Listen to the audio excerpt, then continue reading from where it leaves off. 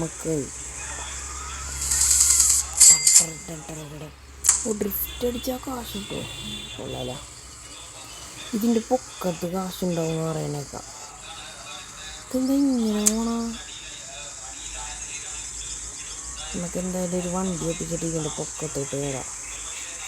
കിട്ടി മക്കളെ, മിസ്റ്റർ ബീൻ്റെ മോൻ്റെ വണ്ടി കിട്ടിയിട്ടുണ്ട്. നമുക്ക് ഇങ്ങനെ ഡയറക്റ്റ് കയറണ്ട, ചെണ്ടൂരിൽ തന്നെ കയറാം. എന്താ വണ്ടി കൊള്ളാലോ, വണ്ടി കൊള്ളാമല്ലോ. നമുക്കൊരു കാര്യം ചെയ്യാം, ഈ വണ്ടിയായിട്ട് നമുക്ക് പൊക്കത്ത് കാശ് എടുക്കാം. എന്നിട്ട് ഈ വണ്ടി വിറ്റിട്ട് അത്യാവശ്യം ഈ വണ്ടിക്ക് ഇപ്പം എത്ര കിട്ടാനാണ്? ഒരു